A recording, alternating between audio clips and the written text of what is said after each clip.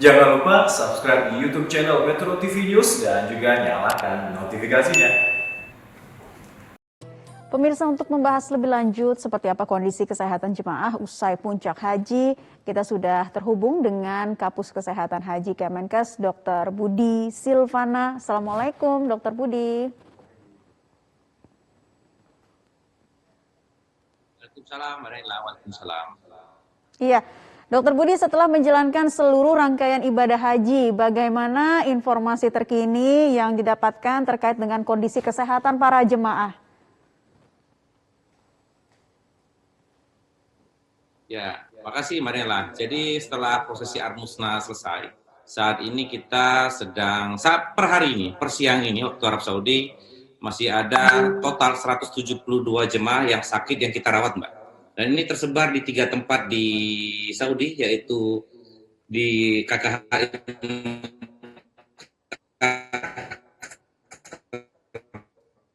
banyak 145 orang, kemudian lebihnya 24 orang dirawat di rumah sakit Arab Saudi yang lain di Mekah. Jadi total per saat ini ada 172 jemaah yang masih dirawat di rumah sakit Arab Saudi. Dan untuk kepulangan jemaah, Mbak, yang direncanakan tanggal 15 Juli, kloter pertama dan kedua akan dipulangkan. Kita sudah merencanakan untuk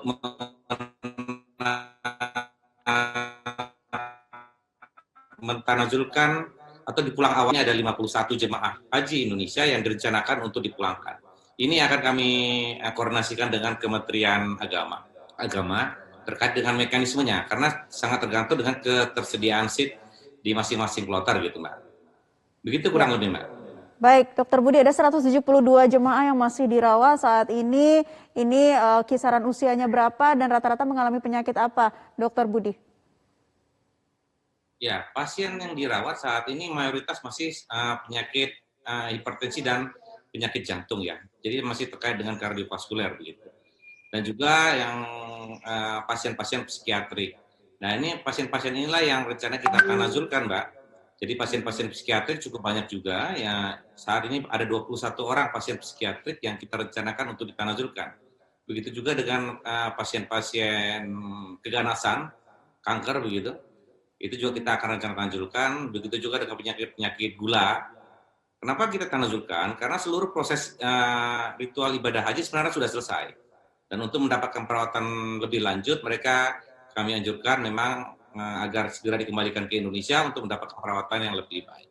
Namun begitu, Mbak Naila, bahwa saat ini memang ada pergeseran pola penyakit ya, Mbak ya. Di Saudi saat ini ada pergeseran pola penyakit pada jemaah kita. Jadi kalau ada dalam seminggu terakhir itu, seminggu yang terdahulu itu terbanyak adalah pasien hipertensi dan kardiovaskuler, tapi sekarang didominasi oleh batuk pilek nih, Mbak. Jadi saat ini banyak sekali jemaah kita yang terkena batuk pilek. Tercatat yang dari data kami itu yang berobat saja ada 15.000 jemaah.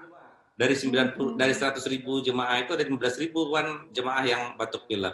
Itu belum dari jemaah yang mengobati sendiri. Sehingga kami tetap mengajukan jemaah kita agar memperketat prokesnya, terutama memakai masker dalam setiap aktivitas yang dilakukan di Saudi. Baik di masjid, di penginapan maupun di luar gitu. Baik. Jadi ini mungkin terkait juga dengan kelelahan dari para jemaah melaksanakan seluruh rangkaian ibadah haji atau juga cuaca yang ekstrim di sana ya, Dr. Budi? Ya, memang betul. Jadi jemaah saat ini pasca musnah mereka masih mengalami kelelahan dan juga suhu juga masih belum terlalu bersahabat begitu. Sehingga banyak jemaah kita yang kondisi imunitasnya turun dan ini gampang sekali terkena batuk pilek. Apalagi menjelang kepulangan ini, Mbak, banyak juga jemaah yang memporsir untuk segera memperbanyak ibadahnya begitu. Dan juga ada juga yang segera banyak yang berziarah begitu. Sehingga mungkin mereka akan tambah lelah. Untuk itu kita sarankan kepada jemaah jangan lupa istirahatnya dan juga terutama adalah gunakanlah masker agar ini tidak membahayakan mereka begitu. Apalagi nanti kan ada prokes juga yang lanjutan yang akan dilaksanakan oleh jemaah begitu dipulangkan atau setibanya di tanah air. Begitu. Baik, Dr. Budi, berapa jumlah jemaah yang mengikuti safari wukuf kemarin atau yang dibadalkan? Kalau safari wukuf kemarin berapa ya? Aduh lupa saya. lupa saya Pak. Ada 41 kalau nggak salah, 41 orang yang di safari hukukan begitu. Baik, tadi Dokter Budi katakan untuk tanggal 15 Juli ini akan dipulangkan para jemaah kloter 1 dan juga kloter 2 begitu. Nah nanti ketika mereka yang masih sakit, yang masih dirawat di rumah sakit, nanti mekanisme kepulangannya seperti apa Dokter Budi? Ya, jadi diatur Mbak. Jadi pertama yang akan didahulukan untuk pulang adalah jemaah sehat sesuai kloternya, dan kemudian jemaah yang akan ditanazulkan. Itu kita buat skala prioritas dan urgensinya sampai semua yang jemaah tanazul ini, rencanakan tanazul ini bisa pulang kembali.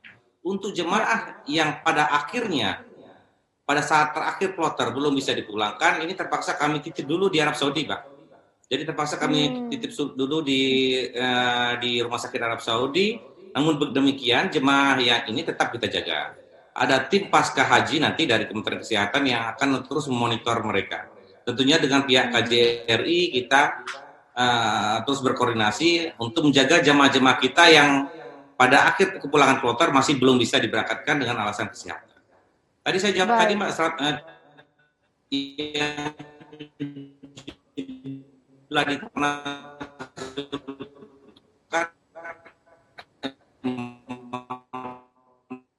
Baik. Baik, tadi sudah tadi 140 Mbak ya. Ya, sekitar 140. Baik Dokter Budi, semoga juga para jemaah ini yang dirawat saat ini bisa segera kembali pulih dan juga nantinya proses pemulangan ke tanah air juga bisa berjalan dengan lancar. Terima kasih Kapuskes Haji Kemenkes Dr. Budi Silvana sudah bergabung di kesempatan perjalanan suci kali ini. Wassalamualaikum warahmatullahi wabarakatuh.